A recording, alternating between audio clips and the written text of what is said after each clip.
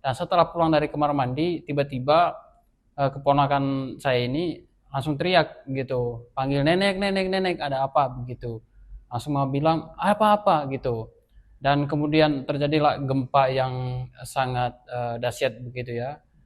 Rumah goncang semua, terus juga karena panik mereka tidak tahu gitu harus buat apa.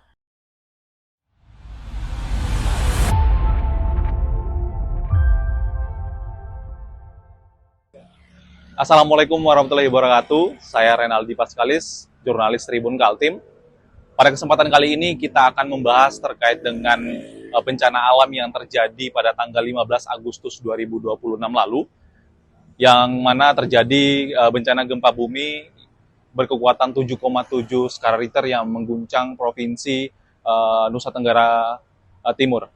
Dan kali ini kita berkesempatan untuk mewawancarai salah satu keluarga korban yang berada di Kota Samarinda, yang bernama Gregorius, yang dimana pada kesempatan ini kita akan mengupas terkait dengan informasi-informasi yang ia peroleh dari keluarganya yang berada di saat ini berada di pengungsian di Nusa Tenggara Timur. Berikut saksikan wawancara kami dalam program Saksi Kata. Bencana gempa bumi berkekuatan magnitudo 7,7 yang memporak-porandakan wilayah Flores, Nusa Tenggara Timur pada 15 Agustus 2026 lalu, menyisakan duka mendalam dan kecemasan luar biasa. Bencana yang datang mendadak pada pagi hari itu tak hanya merenggut ketenangan masyarakat lokal di lokasi kejadian, tetapi juga memicu kepanikan warga perantauan yang berada jauh di luar daerah. Salah satunya Gregorius Agung Salmon, warga asli Flores yang kini merantau di Kota Samarinda, Kalimantan Timur. Gre, sapaan akrabnya, menceritakan kepanikan yang dirasakannya begitu mendengar kabar bencana yang melanda tanah kelahirannya tersebut. Berdasarkan penuturan dari orang tuanya di Kampung Wangkal, Desa Kajong, Kecamatan Reok Barat, Kabupaten Manggarai, gempa terjadi sekira pukul 04.58 waktu Indonesia Barat, ketika posisi warga ada yang baru terbangun dan ada pula yang masih terlelap. Ibu Gre yang baru selesai dari kamar mandi beruntung bisa selamat bersama seorang keponakan setelah lari lewat pintu belakang menuju area tebing di samping rumah. Pilihan panik itu menyelamatkan nyawa mereka karena bangunan rumah bagian depan runtuh seketika. Kendati di kampung tempat tinggalnya tidak ada laporan korban jiwa, insiden tersebut sempat memakan korban luka parah akibat tertimpa dinding bangunan yang roboh. Kejadian yang berlangsung tanpa ada tanda-tanda awal ini memicu guncangan psikologis yang sangat berat bagi seluruh warga di Flores. Situasi kian mencekam lantaran data BMKG mencatat sudah ada lebih dari 2.100 kali gempa susulan yang terus berulang. Kondisi tersebut membuat pikiran dan perasaan sanak keluarga di kampung halaman tidak tenang karena terus dibayangi rasa takut. Mengenai kendala komunikasi, Gre membeberkan bahwa jaringan telepon dan internet sempat terputus total selama 2 hari pasca gejala gempa. Walaupun saat ini saluran komunikasi sudah mulai membaik dan warga sudah bisa mengirimkan kabar berupa foto maupun video, trauma berat masih menyelimuti. Mungkin sedikit kita kilas balik sebelumnya, pada tanggal 15 kan terjadi gempa yang melanda atau yang terjadi di Nusa Tenggara Timur, dan keluarga juga menjadi salah satu korban di Ya. sana. Dan sebelum terjadi gempa ada informasikah sebelumnya diceritakan atau ada dikabarkan oleh keluarga di sana ada kondisi atau apa yang sedang dilakukan keluarga pada saat itu atau sebelum gempa terjadi? Ya, sebagaimana kita ketahui, gempa ini terjadi pada hari Sabtu sekira pukul 4:58 ya, waktu Indonesia bagian barat. Dan pada saat itu memang posisi semua orang yang ada di Pulau Flores, Nusa Tenggara Timur, memang ada sebagian yang sudah bangun, ada sebagian yang masih tidur begitu ya. Dan kalau keluarga sendiri di kampung, di rumah, ini berdasarkan cerita dari orang tua sendiri, karena di rumah itu hanya mama dan satu keponakan yang tidur sama mama. Dan saat itu mama itu sudah bangun begitu, dan dia pergi ke kamar mandi. Dan setelah pulang dari kamar mandi, tiba-tiba keponakan saya ini langsung teriak gitu, panggil nenek, nenek, nenek, ada apa begitu. Langsung mau bilang apa-apa gitu. Dan kemudian terjadilah gempa yang sangat dahsyat begitu ya. Rumah goncang semua, terus juga karena panik mereka tidak tahu gitu harus buat apa. Dan untungnya pada saat itu mama langsung keluar lewat pintu belakang. Kemudian karena posisi rumah kami itu agak sedikit ada tebing lah di samping di bagian atas. Akhirnya mama itu dan keponakan saya ini langsung naik ke tebing gitu, nggak lari ke bagian depan rumah begitu ya. Gitu. Dan semua orang pada saat itu langsung teriak gitu. Langsung teriak, kumpul di jalan gitu, sebagian di lapangan gitu. Dan untungnya pada saat itu juga mama itu tidak, dan keponakan saya ini tidak lewat pintu depan bagian depan rumah begitu ya. Karena di rumah saat ini, rumah di bagian depan itu udah hancur begitu ya. Gitu. Dan kalau misalnya pada saat itu mereka lewat pintu bagian depan, pasti mereka kena tertimpa bangunan begitu, bangunan rumah. Tapi dari pihak keluarga sebelumnya ada merasakan tanda-tanda dulu kah atau seperti apa, atau tiba-tiba saja kaget terjadi gempa bumi ini? Ya nggak ada tanda-tanda sama sekali gitu, nggak ada tanda-tanda sama sekali, dan tiba-tiba kejadian begitu begitu mengagetkan lah begitu bagi keluarga kita di sana gitu. Bukan hanya di kampung saya, tentu di seluruh wilayah Flores Nusa Tenggara Timur begitu. Dan ya untungnya kalau di kampung saya sendiri sampai saat ini tidak ada yang dilaporkan ada yang meninggal dunia, tapi ada yang mengalami luka parah pada bagian kaki, dan ini tetangga saya gitu, keluarga dekat juga, yang mana berdasarkan cerita dari kampung pada saat itu memang mama dari keponakan saya ini udah bangun begitu pergi ke kamar mandi. Namun pada saat kejadian itu karena kejadian begitu cepat itu dia balik ke kamar untuk bangunkan anaknya. Anaknya ini sempat bangun gitu, cuman karena rumah sudah roboh, sudah goyang begitu ya, bangunan sudah runtuh, akhirnya kakinya tertimpa begitu, tertimpa bangunan begitu, sehingga mengalami patah bagian kakinya begitu. Tapi sebelumnya apakah di tahun-tahun sebelumnya mungkin pernah terjadi gempa seperti ini atau gempa-gempa mungkin?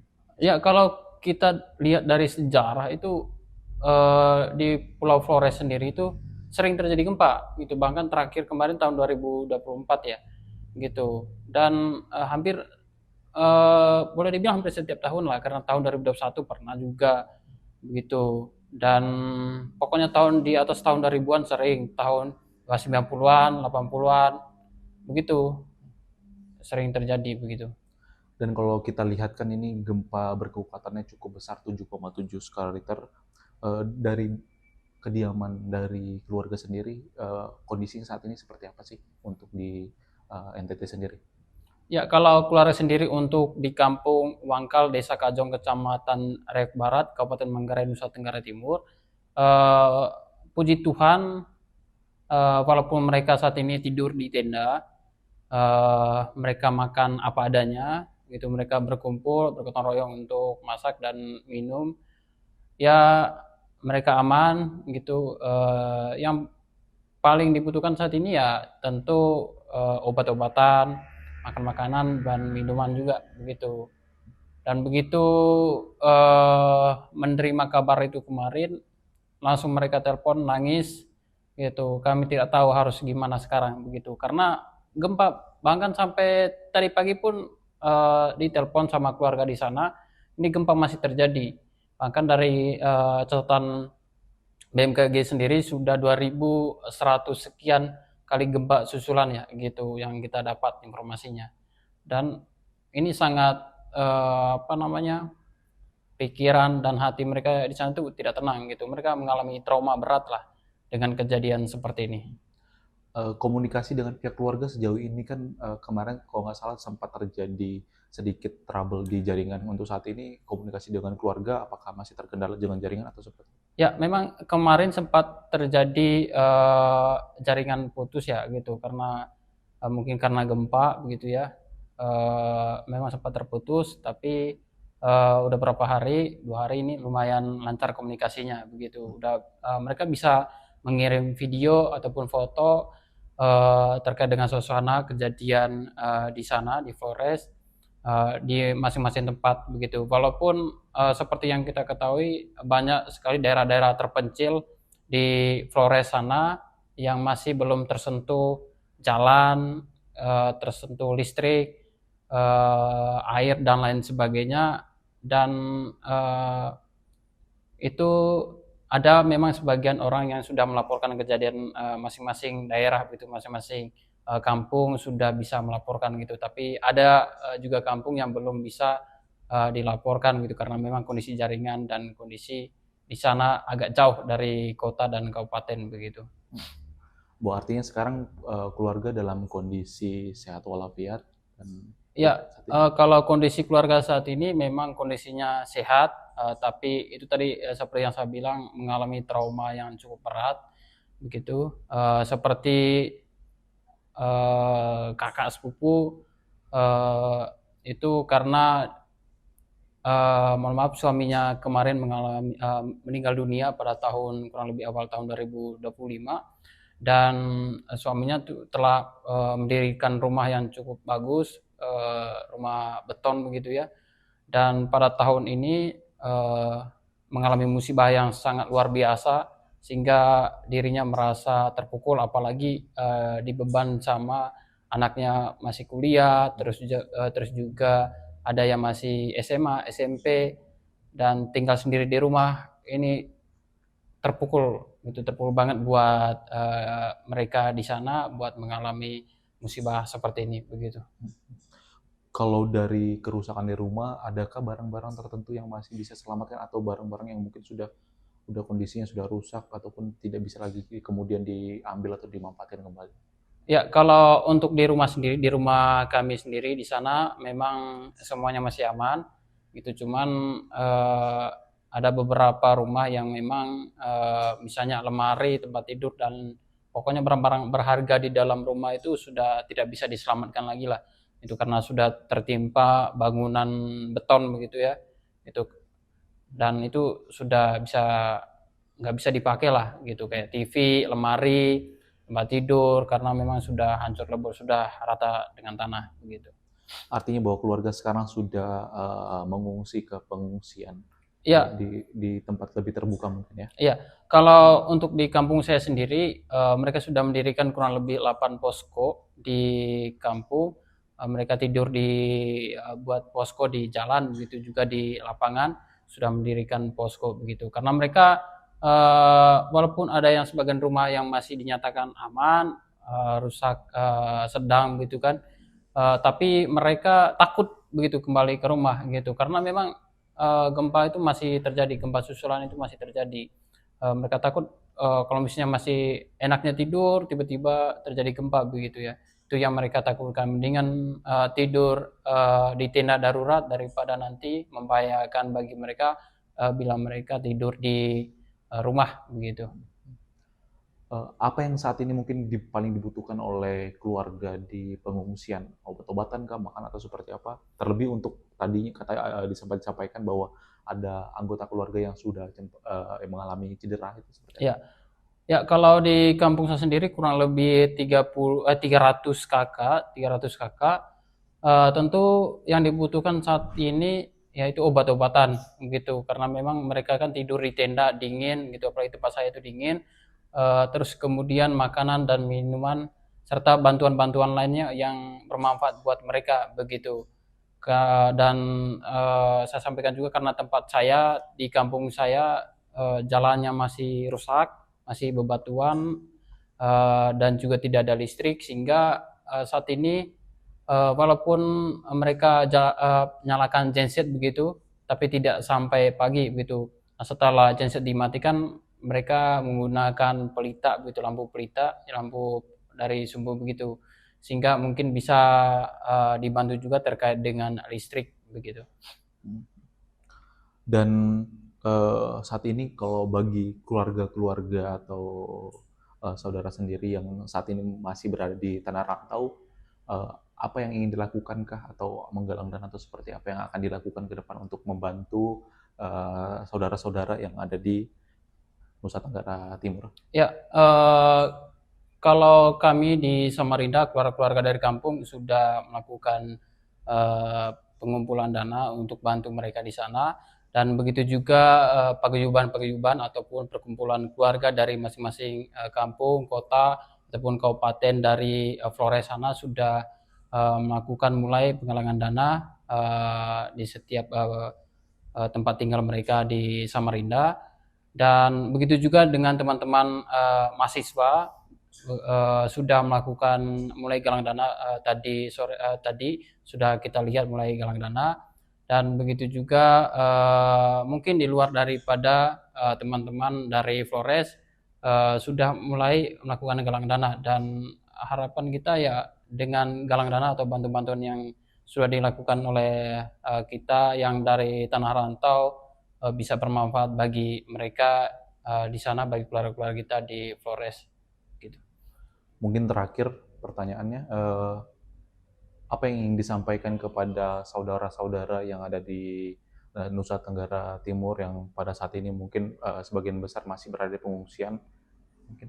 Ya, pertama secara pribadi saya turut berduka cita seperti yang kita dapat terima data sampai pada Selasa kemarin kurang lebih ada 70 orang yang dinyatakan meninggal dunia dalam gempa ini, dan ratusan ribu orang yang mengalami luka berat dan luka ringan, dan begitu juga rumah-rumah belasan ribu mungkin bertambah begitu karena data-datanya masih terus diupdate. Tentu ini sangat terpukul bagi keluarga kita di sana, saudara-saudara kita, Ndek Ema, ACKE, Amang, Inang, Eja, tetap kuat, tetap sabar menjalani musibah yang kita hadapi ini. Dan saya pesan juga kepada para pemerintah, tolong data secara lengkap dan datangi kampung yang terpencil yang belum tersentuh sama sekali, namanya aspal, listrik, begitu juga bagian kesehatan, tolong. Karena kita lihat di beberapa postingan Facebook, IG, dan juga story WhatsApp mereka di sana, mereka sangat membutuhkan bantuan begitu. Setiap hari mereka meminta, mengeluh, kami belum dapat bantuan, kami belum didata gitu. Ada juga yang bahkan mobil yang bawa bantuan lewat dari satu kampung ke kampung yang lain. Dan harapan kita jangan sampai pilih kasih dalam memberikan bantuan, dan harus didata secara terperinci begitu. Harus datang dari satu kampung ke kampung yang lain begitu. Dan kampung-kampung yang belum tersentuh, yang namanya tadi jalan, listrik, air dan lain sebagainya, yang kampung-kampung betul terisolir begitu, harus didatangi. Jangan lewat perantara dan lain sebagainya. Harus betul-betul didata dan berikan bantuan pertolongan bagi keluarga kita di sana. Ya, itu tadi kesaksian dari Gregorius, salah satu keluarga korban gempa bumi di Provinsi Nusa Tenggara Timur yang terjadi pada tanggal 15 Agustus kemarin. Ya, dimana memang dari kesaksiannya bisa kita tergambarkan bahwa saat ini warga Nusa Tenggara Timur membutuhkan perhatian dari pemerintah, khususnya untuk kebutuhan-kebutuhan di pengungsian, seperti logistik ataupun obat-obatan dan konsumsi mungkin. Dan mungkin itu wawancara eksklusif kami bersama dengan salah satu korban. Sampai jumpa di program Saksi Kata berikutnya.